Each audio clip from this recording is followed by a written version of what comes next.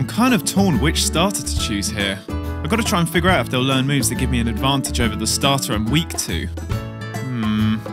I think I'll go for Rowlet. Just gotta hope he learns some moves that give me the upper hand against Litten. My rival chooses the one I'm strong against? He either pities me or he's an idiot. Hey everybody, and welcome back to the series that looks at Pokemon games and asks the tough question, which was the best game? We also look at the features that were loved by many, but also the features which people weren't as happy about. Last time, X and Y introduced us to some new mechanics and features, not to mention fully 3D graphics, and the biggest thing of all, walking diagonally. But this game was far from perfect. If you haven't seen the video where I share my thoughts on Gen 6, then make sure you're all caught up. Subscribe and make sure you hit the bell so you know when the next episode is live. Pokemon as a formula was starting to go stale. I mean, understandable when the plot and drive for the game was more or less the same, just with new villains and a slightly different goal for world domination. Pokemon needed to shake things up if they wanted to keep loyal fans, and ideally hit hardcore fans right in the nostalgia to bring them back in. But how would Game Freak do that? Introducing Pokemon Sun and Moon, based in the region of Alola and made up with 4 islands with various climates. The people of Alola have very close relationships with Pokemon, which is how they explain the Pokerider letting you ride certain Pokemon. You are able to do this in X and Y, but this time you can summon them rather than them just being in some random area. One of the biggest things about the Pokerider was that it served as the HM function. You could surf across water with Lapras, fly with Charizard, and Machamp can move large rocks. These Pokemon aren't included in your party of 6 though, meaning you didn't have to consider switching Pokemon out for certain expeditions, but also the necessity to have a Pokemon that learns Surf or Fly wasn't needed. This seemed like a step back, not a step forward. Part of the challenge of only having 6 Pokemon in your party meant you had to choose Pokemon that could learn HMs and allow you to travel the region. You might not have wanted a flying type and would rather have padded out your team with some kick-ass Pokemon, but you had to make a sacrifice in order to be able to fly place to place. This ultimately made the game simpler because you didn't have to consider that strategy. It sounds like we're in for another easy Pokemon game. Pokemon and Me came back as Pokemon Refresh. Gave all the same benefits, but the treating of them made more sense. If they're in a sandstorm, or had ground type moves used against them, you would have to dust them off, or dry them off if water type moves were used in battle. A nice little touch that I could see made it more realistic, but the affection aspect of it continued to make the game easy by avoiding deathly hits and more. Some features were dialed back a bit and changed. Super training was now hyper training and could only be done to Pokemon who were level 100. This meant that rather than making Pokemon's stats increase early game, it only applied to trainers that maxed out their Pokemon and wanted to take it to the next level. Horde battles were altered and became SOS battles. A wild Pokemon could call for help and another Pokemon may appear, making the battle 1 against 2. The Pokemon that appeared would often be the fully evolved form of the Pokemon you were fighting, and sometimes rare Pokemon with high IVs and rare abilities, so it was worth trying to get them to call out for help. Oh crap. Mega Stones are featured in this game, but more as a post-game treat. They replaced it with Z moves. Z moves were moves with immense power. Like a Mega Stone, a Pokemon would need to carry a stone that could then be activated in battle to trigger a move. These stones related to a type, so giving a Pokemon Waterium would only work if your Pokemon has a water move.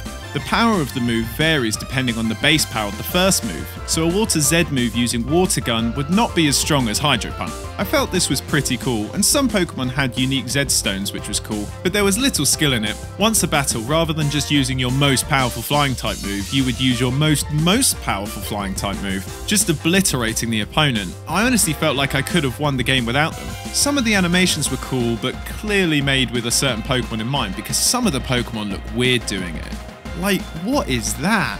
However, Sun and Moon did give us a lot of good stuff too. The one on the very top of the list was Alolan Forms. By this point in Pokemon's history, there have been 721 new Pokemon. That's a lot. And you can imagine by this point, it's hard to think of new Pokemon, find new animals that haven't been made into Pokemon, or make yet another Pokemon based on a cat or a bird. While Sun and Moon did create 81 new Pokemon, they also created new forms of older Pokemon known as Alolan Forms. The in-game excuse is that they've adapted to their new environments and in doing so have changed appearance and typings. This is why Sandshrew is now an ice type and looks more like an igloo. Geodude is made of naturally magnetic stone and now is also an electric type, and Rattata has a mustache because he's a villain from Wacky Races?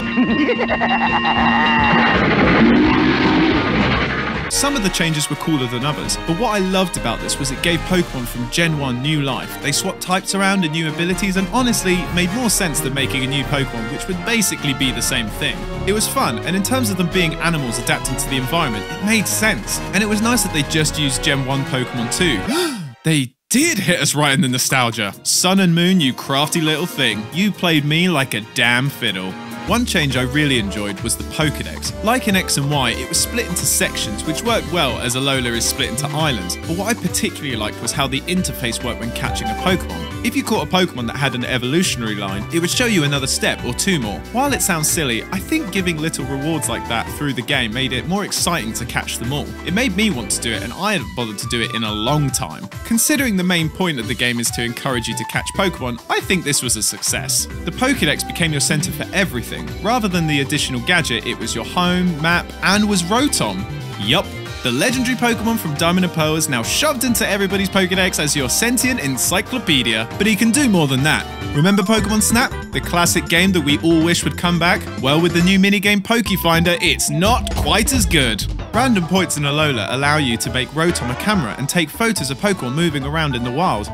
Once you're done, you can then post the photos and random NPCs will comment. Some are relevant and some are just utter nonsense. Kinda like comments on the internet. At least you don't get the hateful comments. Too real, Game Freak. Too real. One thing that surprised me in this game was there was no rebattling feature. It's the first game you can't call up a trainer to battle again, and it seemed like an odd feature to remove as this has been around since Gen 2. Sun and Moon also removed a lot of battle features introduced in recent games. No sky battles, triple battles or rotation battles, but instead replaced it with Battle Royale. This is where 4 players enter into a free-for-all battle, with any player able to attack or aid another. The battle ends when all of one's player's Pokemon faint, with the winner being the player who had the highest combined number of knockouts and the number of remaining Pokemon. This style of battle doesn't feature greatly in the main story. You have to do it once so you get the mechanics of it, and then it's kind of pushed to one side. Kinda like Battle Tower, if you didn't want to do it, you didn't have to, which is where the problem with these new battle styles lie. Game Freak needed to make new mechanics and battle features to keep the game alive, but they were complex and hard to grasp straight away, so rather than forcing it to be a main part of the game because people may really dislike it, Game Freak played it safe and made the battle features optional, which meant those that liked it could keep going at it, but the people that didn't get it straight away could choose to ignore it, which meant new features weren't appreciated. They needed to double down on it and force people to slowly like it, like Z moves. Yeah, you're growing on me. This bit, I don't know where it fits nicely in the script, but it annoyed me and I really want to talk about it. There's a small side quest where you go around getting your hands on Zygarde cells. Who is Zygarde? That third legendary from X and Y. Yeah, the Z one. Why it's in this game, I have no idea, but it felt like a quest that could have played a pivotal role in the Pokemon Z game we never saw, and so they just shoehorned it into this game, much like the section of this script. I didn't know where it would fit, so I just forced it in somewhere. Once you get all the cells, you get your hands on Zygarde. It's fun, right? Kinda, but why wasn't this a post-game quest in X and Y, a game which greatly lacked a good post-game? The story had a fair few changes this time. You are, as always, looking to become champion, but Alola's culture is very different, so there aren't gyms. How do you get badges then? Well, instead you have to complete the island challenges. The island challenges involve a trial where you must find certain items, spot the difference, do quizzes and more.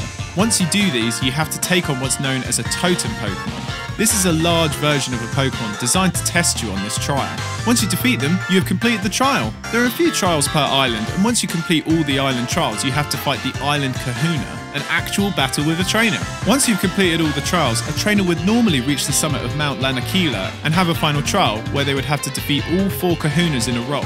But this time, it's been replaced with what we're more used to, the Pokemon League. This was fun. Rather than the usual formula of fighting gyms and then getting to the Elite Four, they changed it. Taking full advantage of the 3D graphics and making each gym a task to complete was fun and fresh. I think this could be good for the franchise. The actual story that unfolded was a little different to what we're used to. First off, a big focus of this game is Cosmog. This little guy. At the start of the game, we see a young girl escaping a lab with Cosmog. It's your new friend Lily. During your travels, you discover Team Skull, a group of misfits that don't seem to have a world domination goal, but are more after causing trouble around Alola, and they come around now and then to annoy you. Eventually, you make your way to Aether Paradise, and a group are conducting research on something called Ultra Beasts, creatures from another dimension. Like, what? This plot is getting weird. They aren't Pokemon, but sort of are as far as we're concerned. Over time, Team Skull gets further in the way and starts to kidnap and become more villainous than before. Turns out, they've been enlisted by Lizamine. The head of the Good Guy Foundation is actually the villain. What a twist. I mean, as far as the history of storyline twists, not so much. But for Pokemon that have basically done the same thing over and over, this is a big deal. I enjoyed it. The fact that Lizamine's obsession with Ultra Beast brought her to become the villain, nice job Sun and Moon, nice job.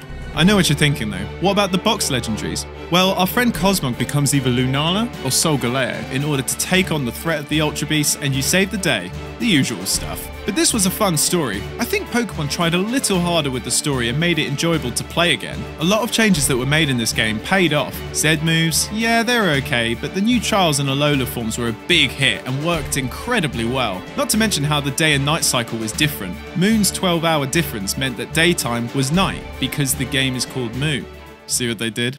But they tried new things this time, and it worked. More so than X and Y, it made me want to play it again and catch all the Pokemon I could, even the weird Ultra Beast in the post-game. So the formula of what game comes next has got a little bit confusing in the last few gens. A remake? A third installment? A sequel? What's next? Well, Sun and Moon decided to go the Gen 5 way. Ultra Sun and Ultra Moon. Yep, we've gone with sequels. So let's paint the scene. This game doesn't take place after the events of the first game, but instead takes place in an alternate dimension. So this is the same Alola with some variations, and clearly leaning more on the other dimensions talked about in the first game with Ultra Beasts. There's lots about wormholes and a whole team investigating other dimensions. The Ultra Recon Squad!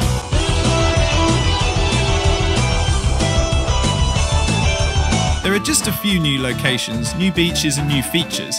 Previously vacant lots are now occupied, like the Pokemon Fan Club, Surf Association and the Cantonian Gym. The Cantonian Gym is an unofficial gym in Alola that gives the islanders a chance to try out gyms from other regions. It's basically Vermilion City Gym, but a cool little addition. A few more tweaks include minigames, Mantine Surf and Ultra Warp Hole Ride, where you can ride through a wormhole with Lunala or Solgaleo. A chance to find rare Pokemon, new Ultra Beasts and past legendaries. This one was largely a post-game event, but really enjoyable and a fun way to catch more Pokemon. Most other changes make little difference to the overall game. Trials have changed and a new one has been added. Rotom has some updated features, and now How is the final challenger after the Elite Four. The biggest difference was in the Cromza-centered plot, similar to Black and White 2 fusing with the respective legendary, and a new post-game plot, Episode RR. Not pirate related, but Team Rocket are back and they've teamed up with previous villains to take over the world and using wormholes to take over all worlds. It's a fun way to go through the previous iconic villains from the series and take them all down. I gotta say, this made me really excited when I got to play this. These games were great. Sun and Moon went down amazingly, so a sequel to an already great game with updated features, new minigames and a post-game storyline, I'm all about that. I think Pokemon pushed the boat out with these games and changed some of the norms in the franchise and tried to change it for the better. All that's left to do now is see what sticks and what's the next step for Pokemon. Pokemon Let's Go Pikachu and Eevee? So it's a remake of a game that's already been remade? So what's new? Oh, it's on the Switch. Oh nice, it's motion controlled. Now I feel like I'm actually catching the Pokemon. Alright, slightly to the left, that's okay. So now I feel like I'm actually catching the Pokemon. Actually catching the Pokemon. Catching the Pokemon. Oh, come on! Pokemon could finally be played on the big screen thanks to the Switch, unless you count Pokemon Stadium. Game Freak decided to go straight in with a remake, and not Diamond and Pearl like you'd expect. Pokemon Red, Blue and Yellow again, and they called it Pokemon Let's Go Pikachu and Eevee. Weird to do a Gen 1 again, but as you can tell by the Go, it was to bring in new fans from the franchise thanks to Pokemon Go, the super successful augmented reality game on your phone that came out a few years before. But unfortunately, just adding Pokemon and Go to something doesn't make it cool. But I'm trying to figure out how we get them to have Pokemon go to the polls. No. But that's okay. Maybe we'll be able to see all our favourite Pokemon with new enhanced Switch graphics. No! Only Pokemon from the Kanto region are in this game. Maybe you can still have Pokemon that have since had new evolutions like Blossom or Electivire. No! Will we see some new features that are in newer games like breeding Pokemon? No! The Sevi Islands have got to be included, right? No! Okay, I get it. It's just the first game exactly, but with updated graphics. At least I'll be able to relive some fun moments from the first game, like catching Dratini in the Safari Zone. No! Is your rival a jerk that doesn't heal you at every turn? No! Riding a bike? No! HMs? No! Pokemon abilities? No! Is this a good game? No! Did I waste £50 on it? You betcha! This game felt like the most unbelievable dumbing down of a series that had already been made pretty easy in the last few years. Did we see any new features? Well, yes, a lot of the features mirror that of Pokemon Go. Wild encounters aren't fought, so you have to throw your Joy-Con and try and catch the Pokemon. If you get it in the ring, you get some bonus XP depending on the size of the ring. You'll also receive XP bonuses for first try catch, new Pokemon, size bonuses, if they're marked as tiny or huge, and if you catch the same Pokemon over and over again, you get a combo bonus. Some interesting ways of getting XP, particularly as you can't fight wild Pokemon. Wild Pokemon appear in your overworld, and you have to run and catch them, which is a pretty cool feature. Getting closer to a real experience of catching Pokemon, except for when a big Pokemon suddenly appears. That's horrifying. Ah! The PC is gone. All Pokemon you catch go into a Pokemon box in your bag, so switch around at your convenience. Some changes we already saw in Pokemon Yellow, like Pikachu or Eevee are your starters, and getting all the other starters throughout the game. A Pokemon and Me style minigame for your Eevee or Pikachu, Pokemon follow you, and in some cases, you can ride them. I didn't need some of these features back in my life. Like, Pokemon are freaking me. Why would I stop to pet my Pikachu? I don't want him to have a hairstyle. I don't want him to have glasses. Just stop it! However, Pokemon following you was a feature that made me so happy, not to mention riding Pokemon, despite it not always being faster than actually walking. Yay! To further integrate the Pokemon Go success, there is a new area called the Go Park. This allowed you to transfer Gen 1 Pokemon from Go to Let's Go. And where is it? In Fuchsia City, replacing the Safari Park. So the fun of exploring the Safari Park and catching rare Pokemon is gone, and they have moved those Pokemon around Kanto. I was so sad about this. At this point, it was almost tradition for me to play the game up to Fuchsia City, get a Dratini from the Safari Zone, and carry on. How do I get a Dratini now? Coach trainers were an alright addition. They would appear along your adventure, challenge you to battle, and afterwards hand you TMs. It was a cool way of showing you what the TMs did because their Pokemon would use it. But once you defeat the Elite Four, it went a step further. There were now trainers placed around called Masters. They would challenge you to see who is the master of a certain Pokemon. You could only use this Pokemon, and it's not a challenge for the faint of heart or those quick to rage quit, because believe me, it's hard. I had to fight a freaking level 65 Caterpie. Why would I have one that high? This felt like an unnecessary final task, which only gave you a title to use when connecting with friends. Not worth it. The story was the same as Yellow. You're a new character, and your rival is a new sucky version of Blue, who is just a wuss. Like, get a grip. You do run into Blue, which is cool, and you can fight Red if you manage to get 6 Master titles, a challenge which I could not bring myself to do. But single-handedly taking down the Mafia again was fun, I guess. But I could just play Red and Blue again if I wanted to do that. The final nail in the coffin for me was that it was 2-player. You're probably thinking, 2-player Pokemon game? That's awesome! But it's not. You share the 6 Pokemon in your party, and when in a battle you send out 2 Pokemon and the enemy sends out 2, right? Nope, they still send out 1. Making the game unbelievably easy. Also, you both throw Pokeballs, and if you do it in sync, greatly increases the catch rate of Pokemon. So the 2 fundamental parts of the game, catching a Pokemon and fighting a list of powerful trainers, have both been made incredibly easy, and for me this made it boring and a waste of time. This obvious attempt to capitalise on the Pokemon Go success was an utter disgrace. Even my wife, who has never played Pokemon, played it and said it was far too easy. Also, it didn't teach any basic mechanics of the game like battling Pokemon, so if any Go fans played this and moved on to another game, it wouldn't be the same experience. Obviously, this is not the best game in the franchise, and with that, we move on and hope Game Freak comes up with something significantly better than this. Will they keep Island Trials? Will Zedmoost stay? Or is there a new gimmick awaiting us in the next game? Will this next game be the best game of all? Well, you're going to need to tune into the next episode to find out. Thanks for watching. If you liked this video, give it a thumbs up and make sure you're subscribed. And like always, hit the bell so you know when the next episode is up. I've done quite a few of these review videos for Pokemon games, so if you've missed any of that, you want to check that playlist over there. See you next time. Bye-bye.